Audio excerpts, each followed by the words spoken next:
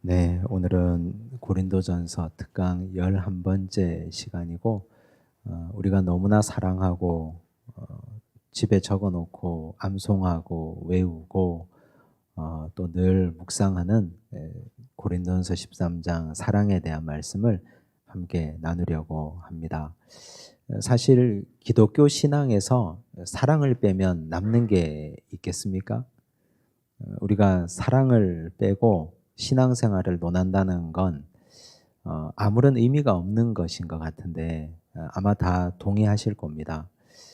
바울이 이 사랑을 지금 이 부분에서 말하고 있는 이유가 있는데 지금까지 고린도 교회 문제가 많았잖아요. 우리가 살펴본 문제만 해도 한두 가지가 아니지 않습니까? 교회가 분열되기도 했고 음행의 문제가 있었고 송사의 문제도 있었고 결혼의 문제, 우상에게 바친 재물의 문제, 그리고 은사 사용의 문제, 성만찬 문제, 뭐 등등 복잡한 문제가 굉장히 많았는데 결국 따지고 들어가면 그 문제가 일어났던 원인은 교회 사랑이 없었기 때문이다. 그 사랑은 우리가 말하고 우리가 생각하고 주장하는 사람 사이의 사랑이 아니라 그리스도의 십자가 사랑이 교회 공동체 안에 굳건히 뿌리내리지 못했기 때문이다. 사랑이 없으면 모든 문제가 일어나거든요. 그런데 사랑이 있으면 그 사랑이라는 뜨거운 용광로 아래에서 모든 게 다 녹아지고 다 풀어지고 다 해결됩니다. 그렇죠?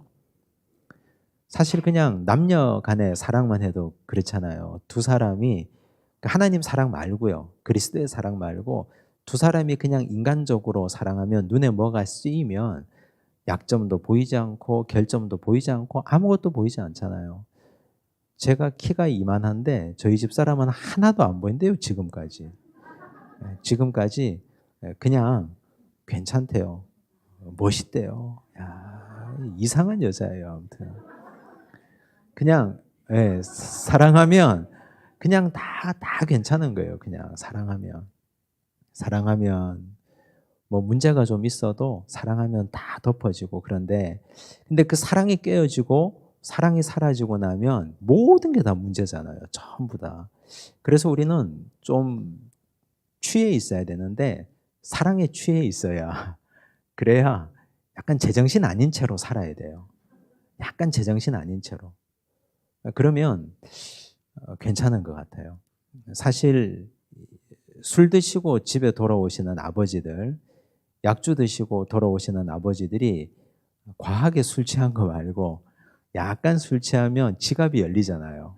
막 그 정도는 괜찮은 것 같아요. 그 정도는. 그 정도면 뭐 평소에 그 구두쇠에 자린고비인 아버지가 약간 취하면 기분이 좋아져서 뭐 다 주고 뭐 그런 것처럼 우리가 사랑에 취하면 모든 게 다 그냥 다 괜찮아지는 거. 그래서 바울이 문제들을 먼저 다 이야기하고 그 문제의 해결책으로 사랑을 얘기하고 있는데 근데 바울이 그냥 사랑해라고 말하지 않고 굉장히 정교하게 말합니다. 먼저 이 1절에서 3절까지를 보면 사랑이 없는 것들의 문제를 얘기해요. 1절 보시면요. 내가 사람의 방언과 천사의 말을 할지라도 사랑이 없으면 소리나는 구리와 울리는 꽹과리가 되고 사람의 방언과 천사의 말 하고 싶죠. 그죠? 사람이 할 수 있는 기도 중에 방언 기도 하고 싶잖아요. 사람들은.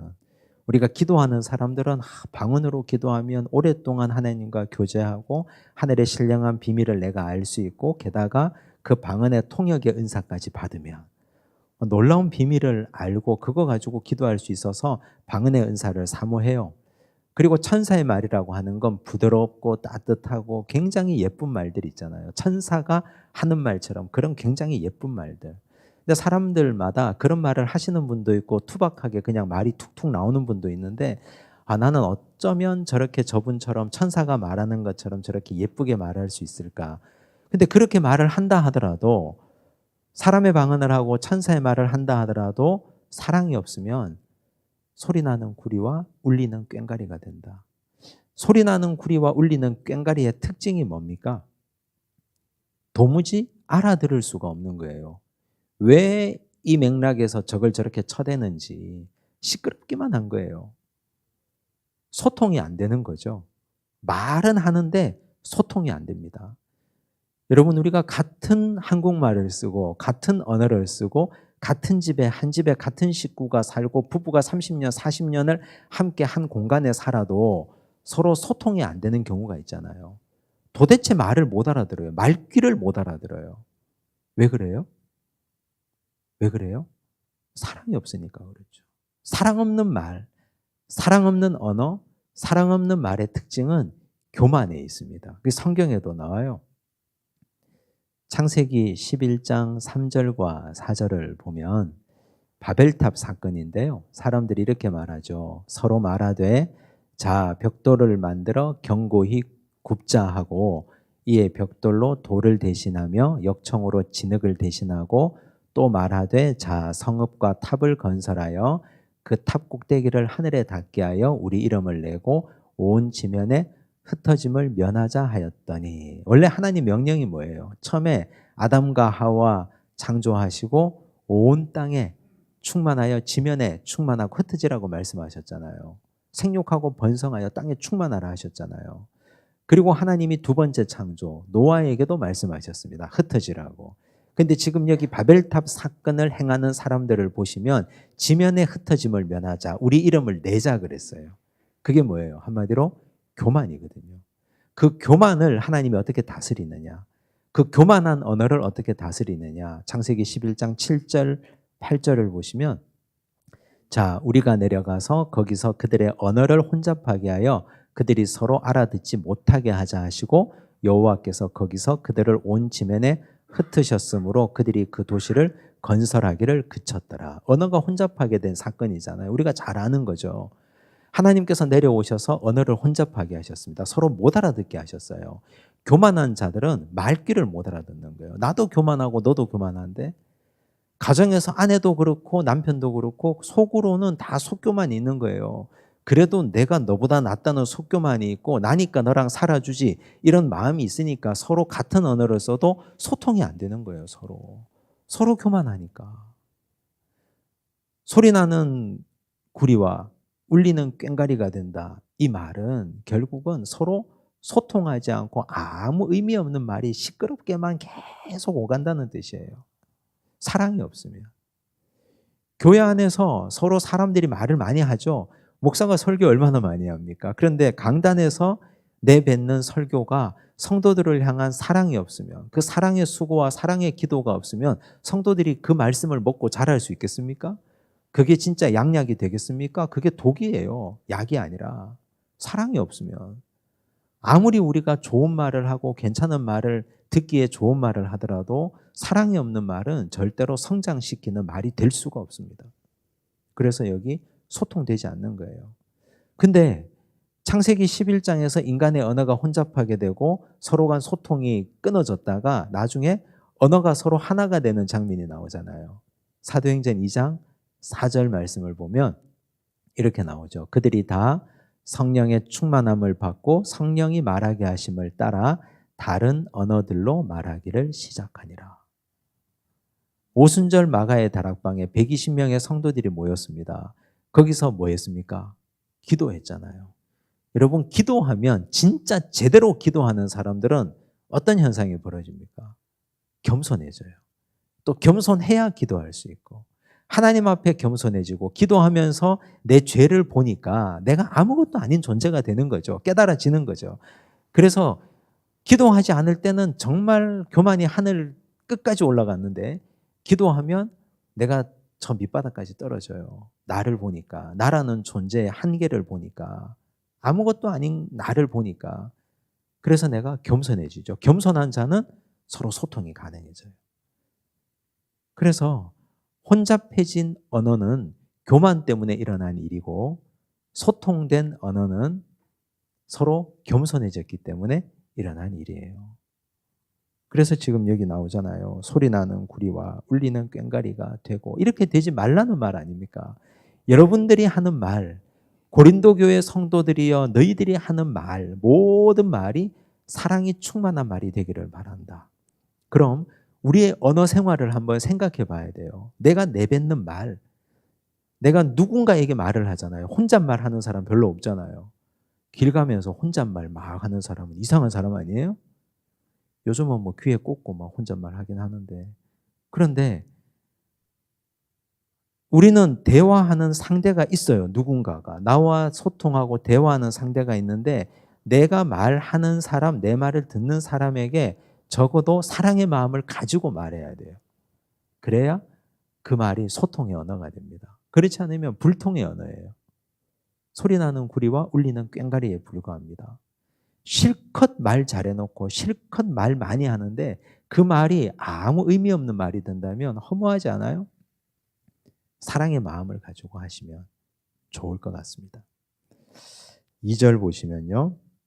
내가 예언하는 능력이 있어 모든 비밀과 모든 지식을 알고 또 산을 옮길 만한 모든 믿음이 있을지라도 사랑이 없으면 내가 아무것도 아니요. 이 아무것도 아니라는 말은 영어로 nothing이잖아요. nothing. 근데 이 사람은 대단한 사람 아니에요? 능력이 출중해요. 산을 옮길 만한 믿음을 가지고 있어요. 모든 지식을 가지고 있어요. 모든 능력도 가지고 있어요. 대단한 사람 아니에요? 그러면 사람들 볼 때 이 사람은 어떤 사람입니까? 위대한 사람이죠. 탁월한 사람이죠. 그런데 하나님 볼 때는 nothing이라는 말이에요. 아무것도 없는 사람 취급하는 거예요. 아무것도 아니라는 말은 하나님은 사랑이 없이 행하는 능력, 너는 아무것도 아니야. 내가 볼 때는. 사람들은 너를 칭찬하고 사람들은 너를 지켜 세우고 사람들은 너를 뛰어나고 위대하다 말할지라도 그러나 내가 볼 때 너는 아무것도 아니야 라고 말씀하시는 겁니다. 사랑이 없으면. 그리고 3절 보십시오. 내가 내게 있는 모든 것으로 구제하고 또 내 몸을 불사르게 내줄지라도 사랑이 없으면 내게 아무 유익이 없느니라.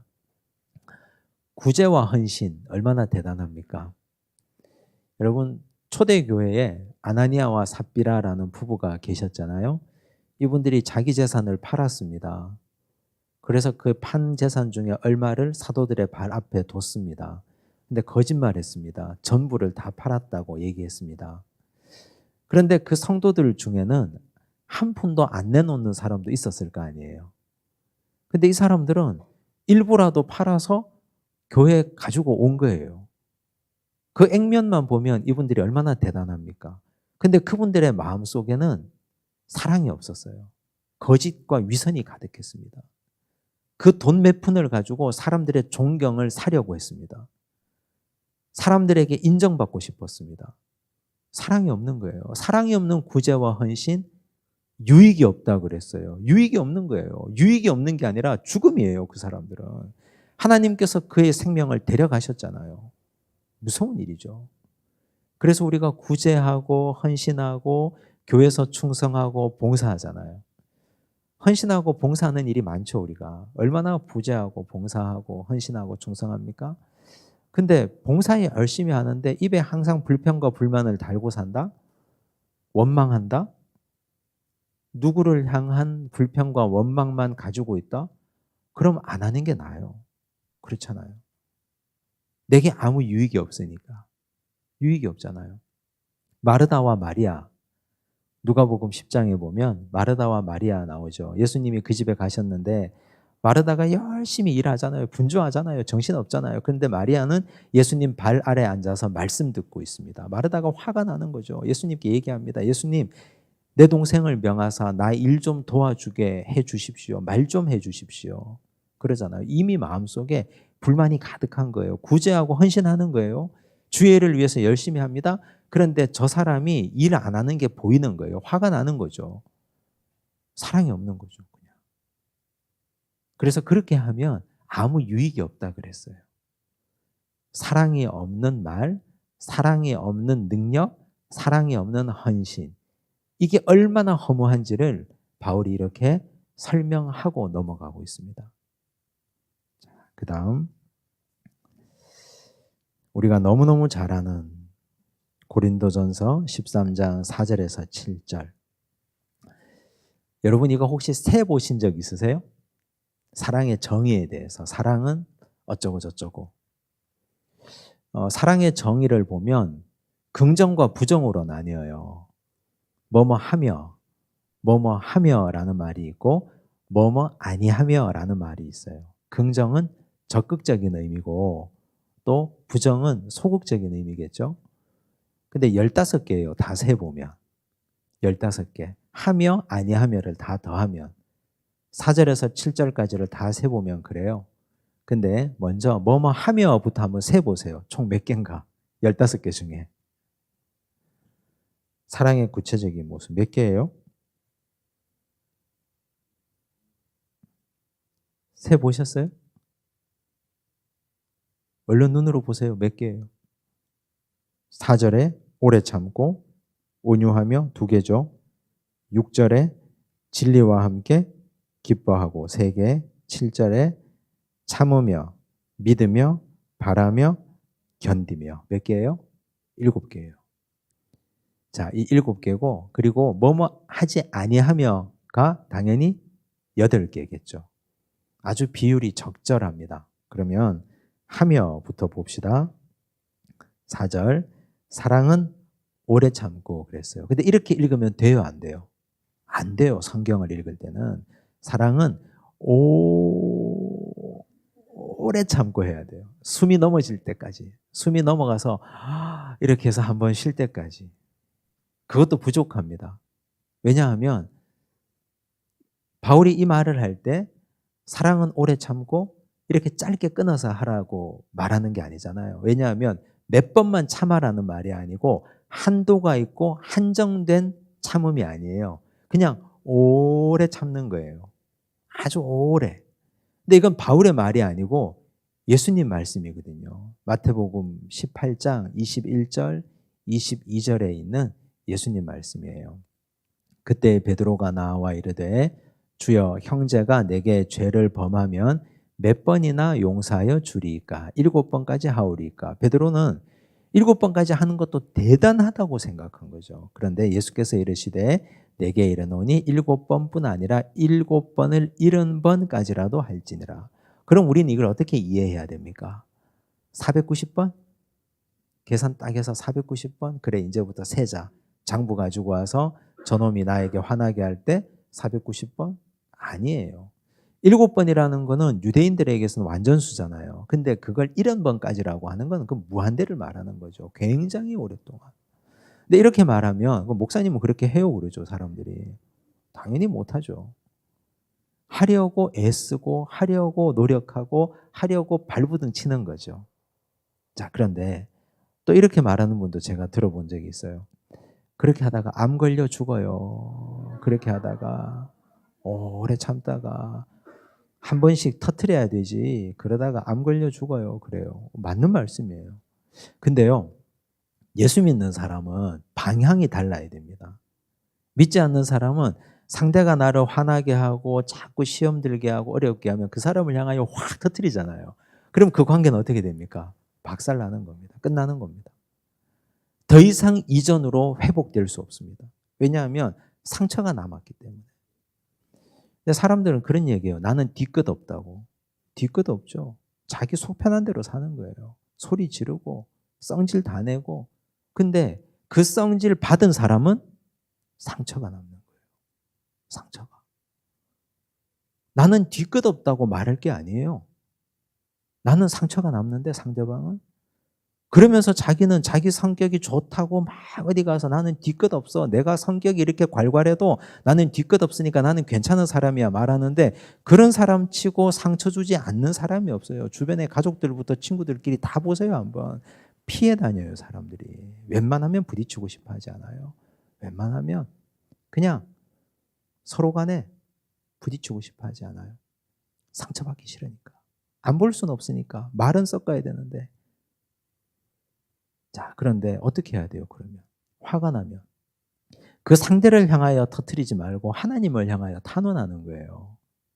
이쪽에서 스트레스 받고 이쪽에서 상처받으면 방향을 하나님께로 돌려야 돼요. 기도라는 좋은 제도가 있잖아요, 우리는. 기도라는 좋은 무기가 있잖아요. 그래서 하나님께 나와서 다 얘기하면 돼요. 다 일러주면 돼요. 다 일러줘요. 미주알, 고주알. 죽일 놈, 살릴 놈. 찢어 죽일로.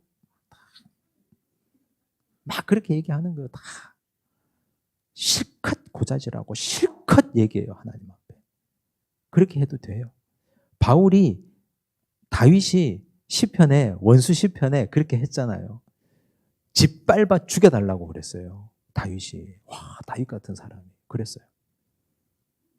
그래서 우리도 오래 참는데 내가 인간이기 때문에 한계치가 이만큼 차오르고 임계점이 오면 방향을 바꿔서 하나님께 터뜨리는 거예요. 그럼 하나님이 쟤 오늘 날 잡았구나. 내가 오늘 힘든데 내가 들어줄게. 하나님 들어주시잖아요. 그래서 하나님 앞에 와서 펑펑 울고 이야기하고 쏟아내고 그러면 압력이 쫙 빠지잖아요. 그러면 또 참을 수 있어요. 또 참아줄 수 있다고요. 한 번, 이전에는 한 대 맞으면 10대 때려야 되는데 이제는 10대 맞아도 그냥 괜찮아요. 하나님께 터뜨리면 되니까. 그게 방법이죠. 우리 크리스찬들이. 그래서 기도하는 거 아닙니까? 그래서 기도하는 거예요. 그래서 참을 수 있는 거예요. 넌 어떻게 그렇게 참냐? 그런 신랑하고 어떻게 평생을 사냐? 하나님이 계시니까 사는 거지, 그냥. 여기다가 터뜨리니까 그렇게 사는 거죠. 온유하며. 민수기 12장 3절을 한번 보십시다. 민수기 12장 3절 함께 읽겠습니다. 이 사람 모세는 온유함이 지면의 모든 사람보다 더하더라. 모세가 온유해요? 모세가 사람 때려 죽인 사람이에요. 자기 성질을 못 이겨가지고 사람을 때려서 그것도 모래에 그냥 파묻어 버린 사람이에요. 자, 요즘으로 말하면 살인했어요. 그리고 시신을 유기했습니다. 그럼 어떻게 돼요? 그 범죄가, 그 죄가 엄청나죠. 그런데 하나님은 이 사람 모세는 온유함이 지면의 모든 사람보다 더하다 그랬어요. 그럼 온유의 의미가 뭡니까? 사랑이 온유라 그랬는데 온유는 타고난 성품이 아니에요. 하나님께 길들여진 성품입니다. 원래는 와일드하고 원래는 거칠고 원래는 못됐고 원래는 자기중심적이었는데 주인 만났어요. 임자 만난 거예요. 하나님이 임자 만나서 하나님에게 길들여진 거, 그걸 우리는 온유라고 부릅니다. 그래서 사랑은 하나님께 길들여진 게 사랑이에요. 타고난 사랑하는 사람이, 사랑이 많은 사람이 있는 게 아니에요. 그런 사람이 있죠. 그냥 세상적으로 저 사람이 사랑이 많아. 저 사람 곁에 가면 먹을 게 많아. 저 사람한테 가면 항상 밥을 사줘. 항상 커피를 사줘. 자기가 돈을 내. 그건 그냥 타고난 성품이에요. 근데 진짜 성경이 말하는 사랑, 온유라는 뜻은 하나님에게 길들여진 사람입니다. 모세 보세요. 지금 모세 얘기하잖아요. 모세가 사람도 때려 죽이고 열받아서 화가 나서 이스라엘 백성들 때문에 너무 화가 나서 지팡이 가지고 반석을 2번이나 때린 사람이에요. 그런 사람을 하나님은 온유하다 했습니다. 왜? 하나님 말씀에 길들여졌기 때문에. 그게 온유예요. 그럼 나는 온유한가? 하나님 말씀에 길들여졌는가? 나는 착한가? 이걸 얘기하는 게 아니에요. 나는 타고난 성품이 착하고 타고난 성품이 사람들을 잘 용납하는가? 이 말이 아니고 하나님 말씀에 길들여졌고 그 말씀대로 순종하는 사람인가? 그걸 점검해야 되는 거죠, 내가. 오래 참는 거? 오래 참는 건 뭐라 그랬어요? 방향을 하나님께 돌려서 기도할 수 있는가? 점검하는 거예요, 자기 점검. 나는 온유한가? 하나님 말씀에 길들여져 있는가? 그걸 생각하는 겁니다, 사랑은. 그 다음 6절 보시면 세 번째, 진리와 함께 기뻐하고. 여러분 언제 기쁘세요? 언제 막 행복하고 기쁘세요? 일단 생각지 않았던 돈이 들어올 때 너무 기쁘잖아요. 그거는 만국의 언어 아니에요? 생각지 않은 돈이 생길 때, 단돈 10,000원이라도 생각지 않은 돈이 들어오면 너무너무 기쁘죠. 횡재했다고 생각하니까 기쁘잖아요. 또 뭐 자녀들이 잘 되고 자녀들이 좋은 학교 가고 좋은 직장 취직하고 뭐가 다 잘 되면 다 좋잖아요. 기쁘고. 그런데 여기 단서가 붙어 있습니다. 진리와 함께 기뻐하고. 근데 돈이 들어왔어요. 생각지 않은 돈이 들어왔어요. 근데 그 돈은 내가 수고한 돈이 아니에요. 그럼 그게 진리입니까? 진리가 아닙니까? 내가 수고하지 않은 물질이 들어왔어요. 그럼 이 물질의 정체에 대해서 내가 의심을 해봐야 되는 거예요. 내가 수고하지 않았는데 그냥 일이 잘 돼요. 그럼 이 일이 잘 되는 거에 정체를 의심해 봐야 되는 거예요. 마냥 기뻐할 수 없습니다. 요한 3서 1장 3절과 4절을 보십시오. 사도 요한의 편지예요. 형제들이 와서 내게 있는 진리를 증언하되, 진리를 증언했습니다. 내가 진리 안에서 행한다 하니 내가 심히 기뻐하노라. 내가 내 자녀들이 진리 안에서 행한다 함을 듣는 것보다 더 기쁜 일이 없도다.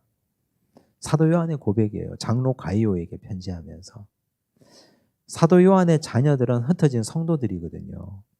요한 공동체에서 복음 듣고 말씀 듣고 다 흩어져 사는 성도들.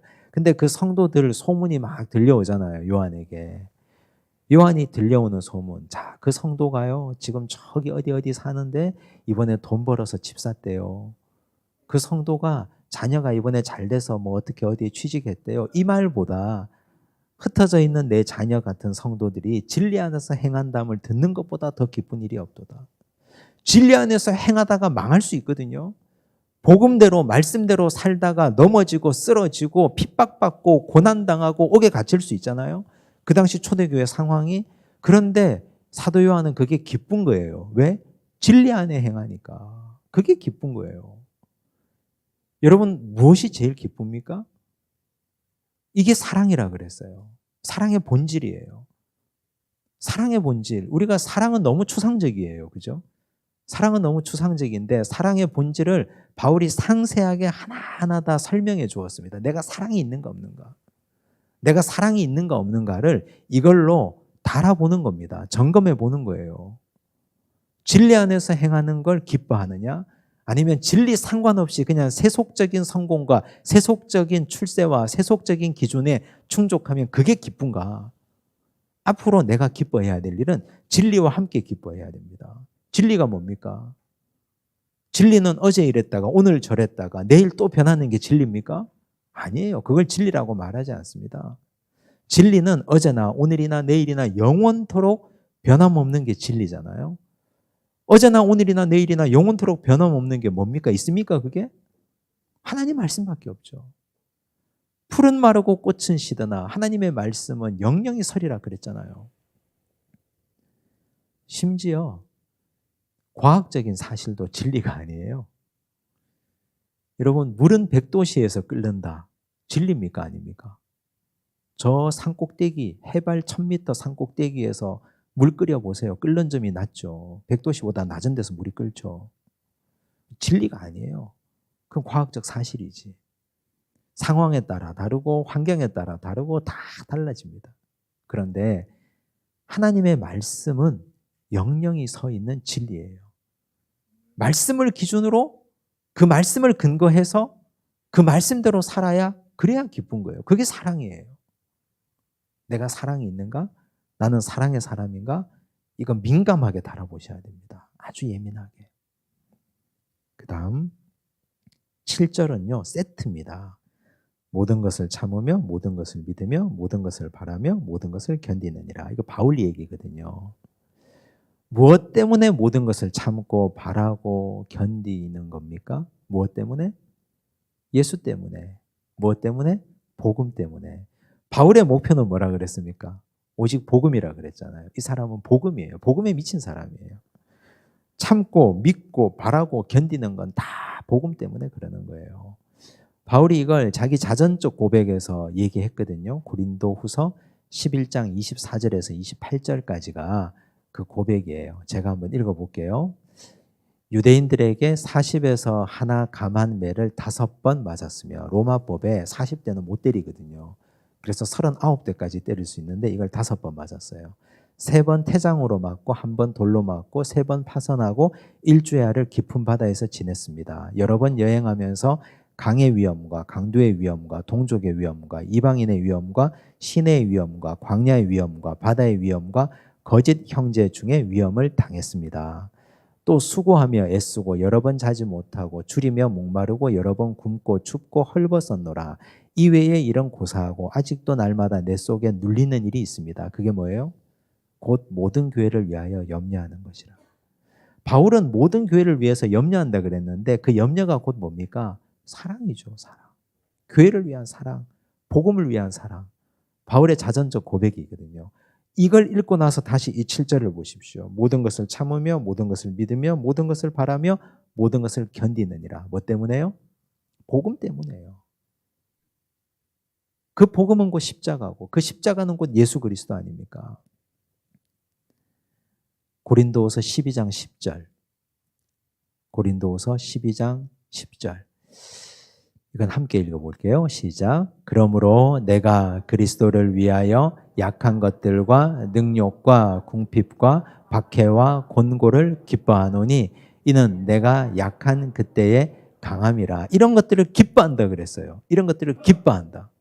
왜요? 왜 기뻐합니까? 내가 이렇게 견디고 이렇게 참고 바라고 소망하고 이겨내면 이게 곧 복음이 되고 이게 곧 복음 전파가 되고 예수 그리스도가 그만큼 드러나니까. 그래서 견디는 거죠.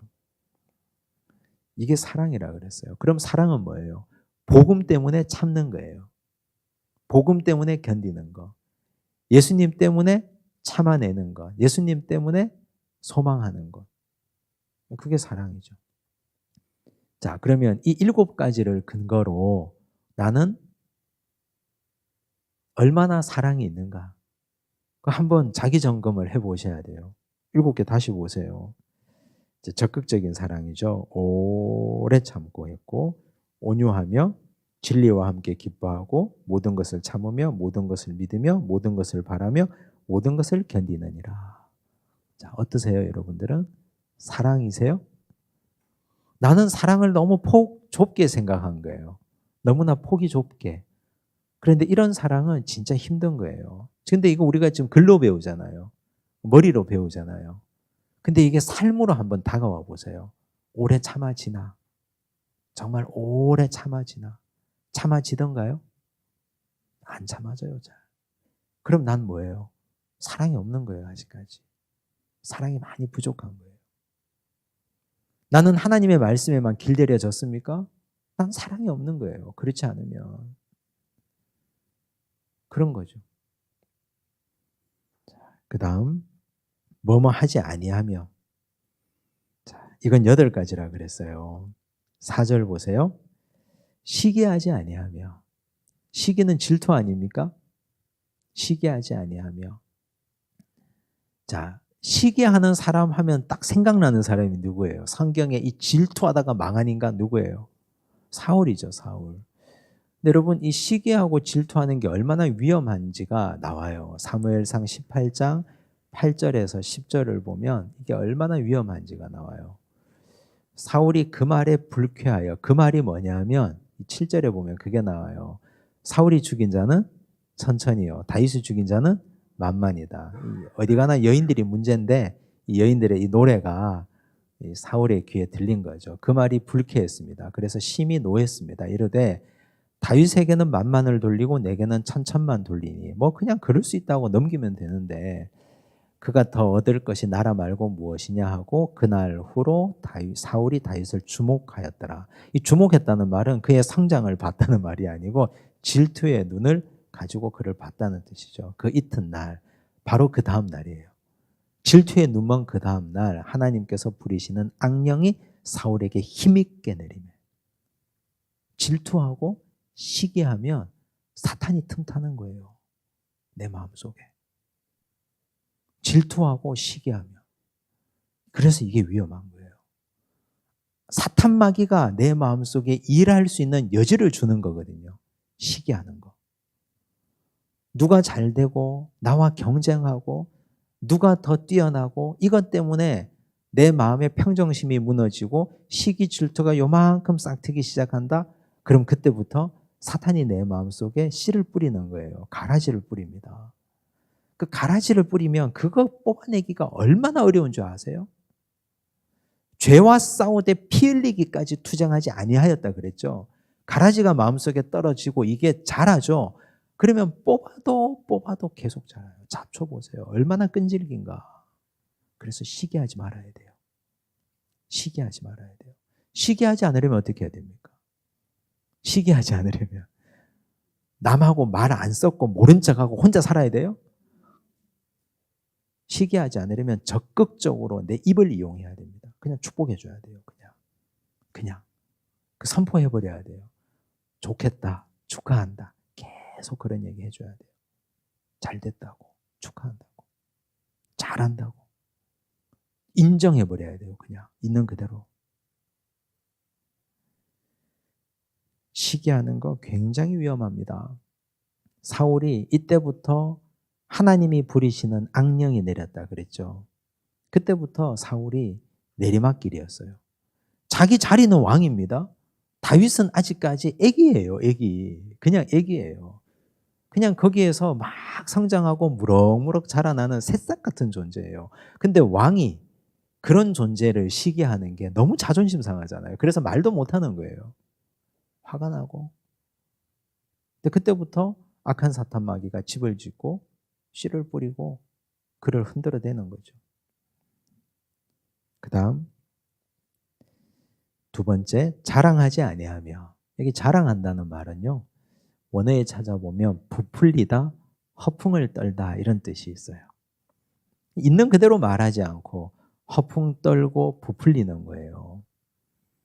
근데 허풍 떨고 부풀리는 것, 뭐 그것도 문제인데 자랑 그 자체도 문제는 돼요. 왜냐하면 여러분, 우리 사람들이 사는 삶은 다 다양하잖아요. 그렇죠? 너무너무 다양한 공동체에 살고 있어요, 우리는.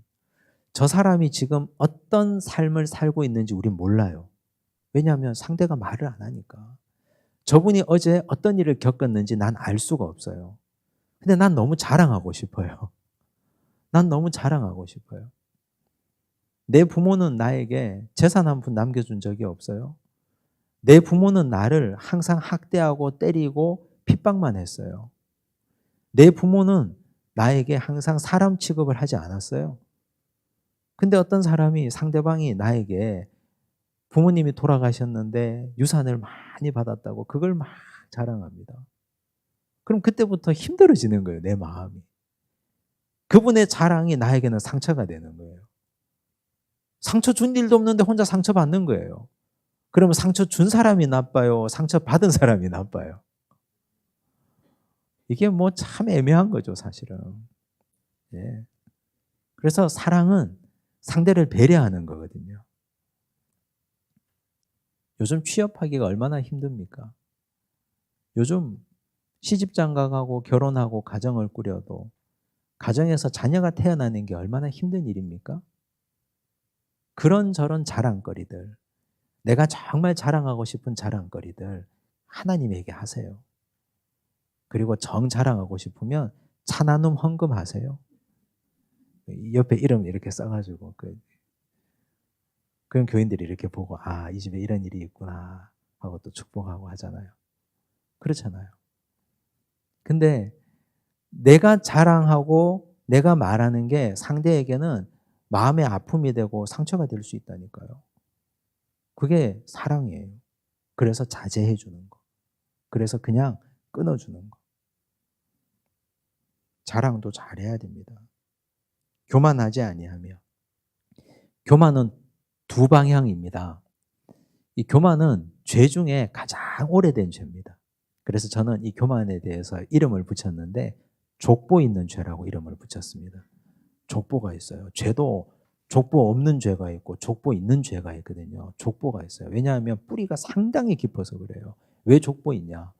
이 교만의 죄는 에덴에서부터 시작됐습니다. 뱀이 하와에게 말했죠. 그거 먹는 날에는 너 눈이 밝아져서 하나님과 같이 된다. 그러자마자 바로 따먹었거든요.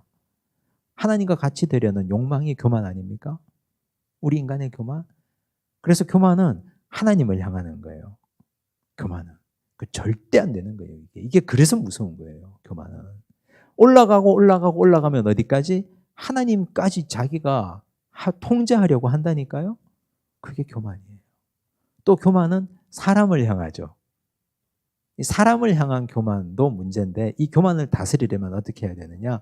바울이 얘기했어요. 빌립보서 2장 3절을 한번 보시면 바울이 이랬어요. 아무 일에든지 다툼이나 허영으로 하지 말고 오직 겸손한 마음으로 각각 자기보다 남을 어떻게 여기고요?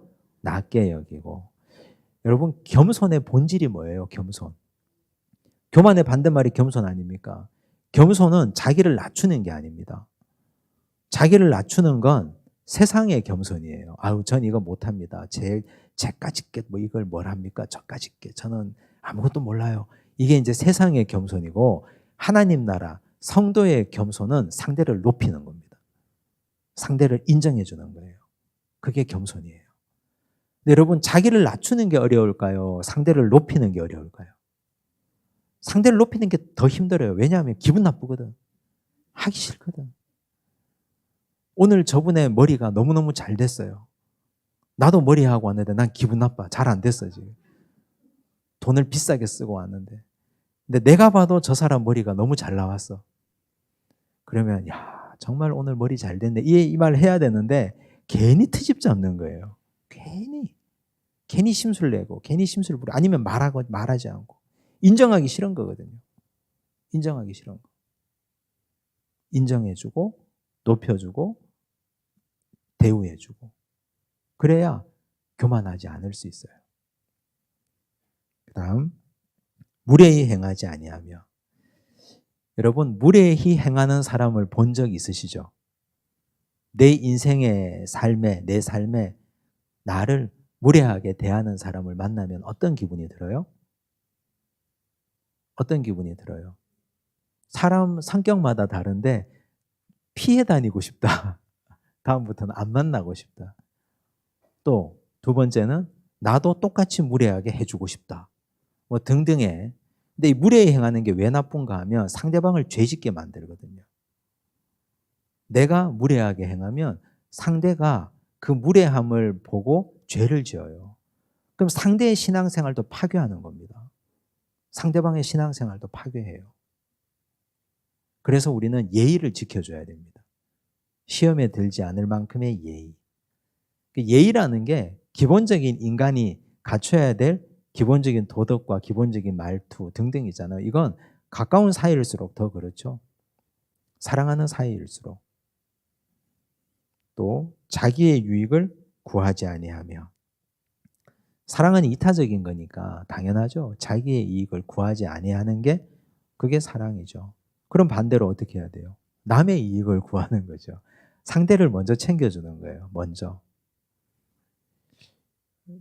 이 교회에서 추수감사주일, 부활주일에는 계란 나눠주고 추수감사주일은 떡 드리잖아요.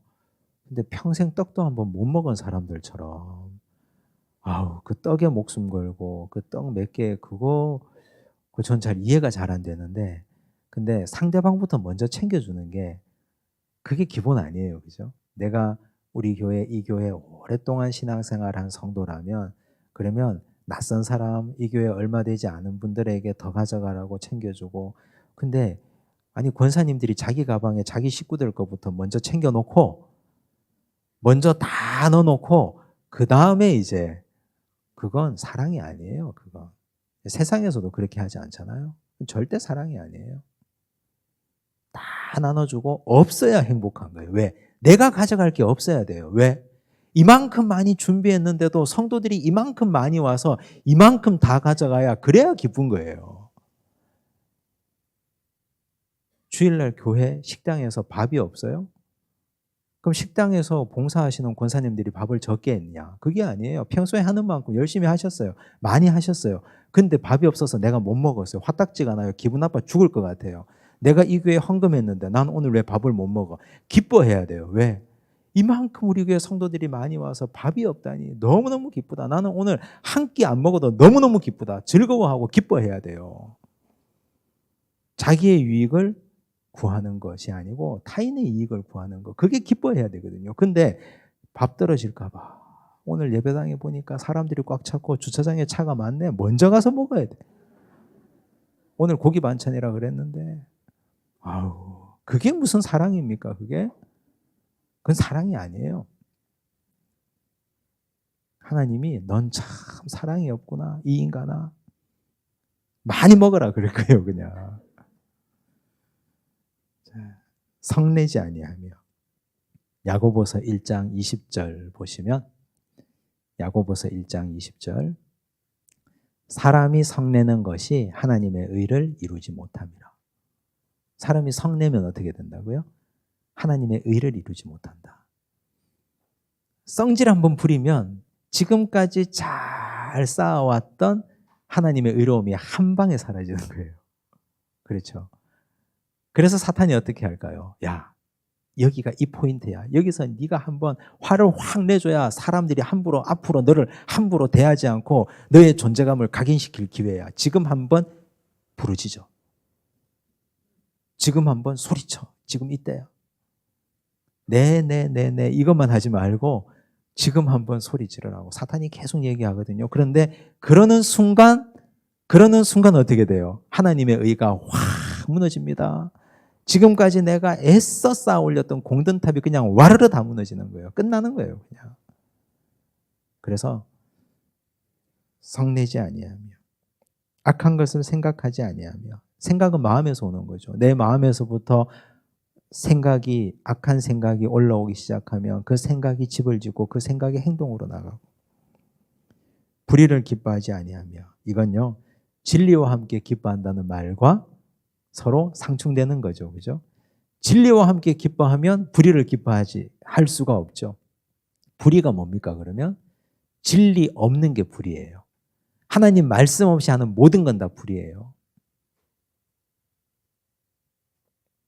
15가지 다 했습니다. 적극적인 거, 소극적인 거. 그래서 이 15가지를 기준으로 자기를 달아보세요. 한번 하나하나 점검해 보세요.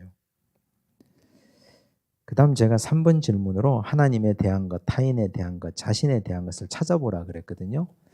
근데 여러분 이 질문 자체가 어폐가 있어요. 근데 왜 이런 질문을 했느냐. 자, 우리가 지난 시간에 성령의 은사, 하나님께서 성령의 은사를 우리 각 사람에게 주시는 것은 무엇 때문에요? 유익하기 위함이라. 어디에 유익? 교회에 유익. 교회에 유익하다는 건 첫째 나에게 유익하고, 둘째 타인에게 유익하고, 셋째 공동체 전체에게 유익하고. 그럼 그 말이잖아요. 하나님에게 유익하고, 타인에게 유익하고, 자신에게 유익한 거. 그걸 찾아보라는 거예요. 근데 이거 15가지 전부 다가 다 하나님에게, 타인에게, 나에게 유익한 거예요. 오래 참고만 한번 생각해 보세요. 오래 참고. 오래 참으면 누구에게 유익합니까? 나에게 유익한 거예요. 우선. 오래 참으면 타인에게 유익한 거예요. 또 오래 참으면 교회 공동체에 유익해서 하나님에게 영광이 되는 거잖아요. 이 15가지가 다 그래요. 그래서 사랑의 특징, 사랑의 정의 15가지는 우리가 다 잘하면 이것이야말로 나와 타인과 하나님 나라를 위해서 정말 해야 될 겁니다. 너무너무 귀한 말씀이에요. 매일같이 들여다보고 매일같이 자기 점검을 하십시오. 그냥 사랑이라는 것이 남 밥 사주는 게 사랑이 아니에요. 진리와 함께 기뻐하고 불의를 기뻐하지 아니하고 시기하지 않고 등등 다 사랑이에요. 그 다음 은사 중에서 그치고 패하는 것과 영원한 것을 말해 보십시오. 사랑은 언제까지나 떨어지지 아니하되, 이 말은 사랑은 계속 있는 거예요. 예언도 패하고 방언도 그치고 지식도 패하리라. 여러분 이 예언이라는 말을 바울이 쓰고 있는데 우리 다음 시간에 다시 살펴볼 건데 지금 살짝 하고 넘어가야 돼요. 예언은 그냥 사람들이 생각하는 예언은 미래를 때려 맞추는 거잖아요. 점쟁이들이 하는 짓이에요. 근데 바울이 말하는 바울 신학에서 예언은 말씀을 맡아 있는 거예요. 예금이라고 하잖아요. 우리가 돈을 맡아 있는 거. 예금. 은행은 예금 하잖아요. 돈을 맡아 있잖아요. 근데 예언은 말씀을 맡아 있는 거예요. 말씀을. 자, 말씀을 맡아 있다는 말이 뭘까요? 말씀을 내가 맡아 있다. 하나님의 말씀이 굉장히 많죠. 이 책에 지금 얼마나 많은 하나님의 말씀이 있습니까? 그 말씀을 내가 맡아 있는 거예요. 외워서 맡기도 하고 이해해서 내가 알고 있기도 하고 또 그 말씀을 충분히 잘 스토리로 풀어줄 수 있어서 내가 맡아 있기도 하고. 말씀을 맡아 있는 이유가 뭡니까? 상황이 되면 끄집어내서 쓰려고 맡아 있는 거 아닙니까? 그래서 우리 지난 시간에 했죠. 지혜의 말씀. 누군가가 왔을 때 말씀을 꺼내줄 수 있는 게 지혜의 말씀이라고 그랬잖아요. 그래서 목회자는 예언자예요. 말씀을 맡아 있는 사람이니까. 말씀을 꺼내서 먹여줄 수 있는 사람이니까. 교회 학교 교사 선생님들 예언자예요. 바울식으로 말하면. 말씀을 맡았다가 학생들에게 말씀을 가르치는 사람이니까. 말씀을 먹여주는 성경 교사들, 그런 분들은 말씀을 먹이는 자니까 예언자예요. 그렇죠? 그게 이제 우리 다음 시간에 할 내용인데, 여기 보면 예언도 패한다 그랬어요. 지식도 패한다 그랬어요. 근데 방언은 그친다 그랬어요. 어떤 건 패하고 어떤 건 그친다 그랬어요. 방언이 그칠 때가 있습니다. 하나님이 거둬가시면. 방언 옛날에 잘했는데 갑자기 방언이 안 돼요. 하나님 은사를 거둬가실 때가 있거든요. 근데 예언과 지식은 패할 때가 있습니다. 언제 패하느냐? 그 뒤에 나옵니다. 패한단 말은 문 닫는다는 뜻이에요. 우리는 부분적으로 알고 부분적으로 예언하니. 그렇죠. 하나님의 말씀을 우리가 다 압니까? 목사가 하나님의 말씀 다 알까요? 다 몰라요. 알 수가 없어요. 하나님의 말씀 계시된 것만 아는 거예요. 알려주시는 만큼만 아는 거예요. 근데 이단들의 특징이 있습니다. 이단들의 특징은 자기가 하나님 말씀 다 안다 그래요. 그러면 100% 이단입니다. 무조건 이단이에요. 하나님의 말씀 자기가 다 어떻게 알아요? 하나님 말씀 어떻게 통달합니까? 여기 나오죠. 부분적으로 알고 부분적으로 예언하니. 우리는 부분적으로 알고 부분적으로 말씀을 맡아 있는 거예요. 알려주시는 만큼. 온전한 것이 올 때, 온전한 것이 올 때가 언제입니까? 종말의 때. 예수님이 오시거나 내가 천국 가거나 온전한 것이 올 때는 부분적으로 하던 것이 패하리라. 이제는 이 땅에서 목사가 전하는 설교가 필요 없는 거예요. 내가 천국 가서 하나님 만나면 궁금한 거 다 물어보면 돼요. 내가 천국 가서 예수님 만나면 내가 궁금했던 거 다 물어볼 수 있어요.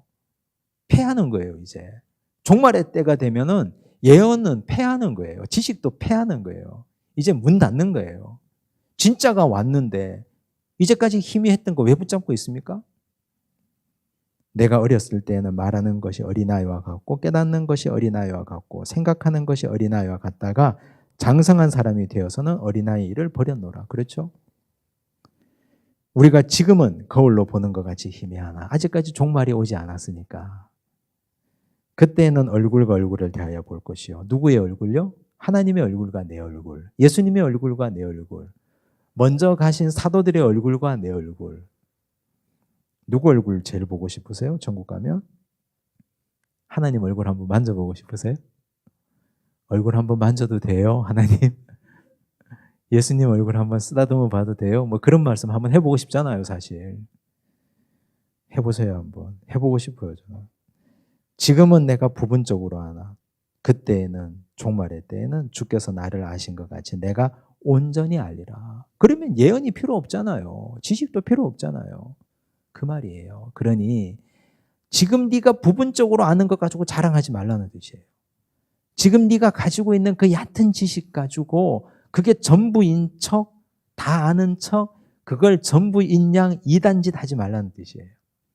종말의 때 곧 얼마 가지 않아서 그날이 오면 네가 죽어서 천국 가는 그날이 오면 네가 지금 자랑하는 모든 지식은 다 패한다. 방언은 하다가 하나님이 걷어가실 수도 있다. 유익하게 하지 않으면.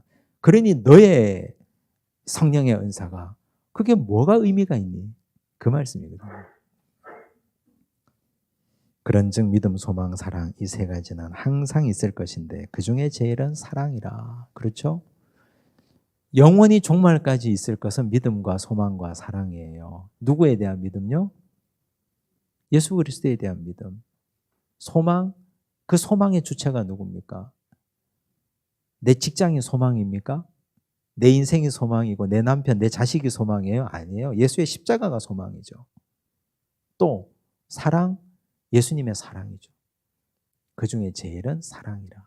교회 모든 문제는 사랑으로 수렴된다. 이 15가지 사랑의 정의를 너희가 충실하게 하려고 애쓰고 발부둥 치면 지금까지 일어났던 모든 문제는 그 안에서 다 해결된다. 그 말씀이에요. 그래서 이 말씀 잘 기억하시고 이게 어디 교회에만 적용되겠습니까? 그 당시 고린도 교회에만 적용되는 말씀이 아니죠. 우리에게도, 우리 교회에도, 우리 가정에도 그대로 이루어지는 말씀이죠. 기도하겠습니다. 하나님 아버지 감사합니다. 사랑에 대해서 깨닫게 해주셔서 감사합니다. 우리 인생에 일어나는 크고 작은 모든 문제들은 사랑이 없어서 일어나는 문제임을 깨닫습니다. 주여 우리에게 사랑을 주옵소서. 너희는 더욱 큰 은사를 사모하라. 그리하면 가장 좋은 길을 너희에게 보이리라 말씀하셨사오니 사랑은 우리가 구하고 원하면 하나님이 주시는 은사라고 하셨습니다. 주여 우리에게 사랑을 주시옵소서. 우리에게 타인을 사랑하는 마음, 예수 그리스도를 사랑하는 마음 더하여 주시고 15가지 사랑의 정의에 부합한 인생을 살아가도록 매 순간 사랑하며 살게 하여 주시옵소서. 우리 마음속에 사탄은 끊임없이 사탄을 깨려고 합니다. 우리 마음속에 사랑을 깨려고 다가오는 사탄의 세력을 우리가 이기게 하여 주시고 뜨거운 사랑, 예수의 십자가 사랑을 품고 세상을 이기며 악을 이기며 살아가게 하여 주시옵소서. 모든 말씀 예수님 이름으로 기도드리옵나이다. 아멘.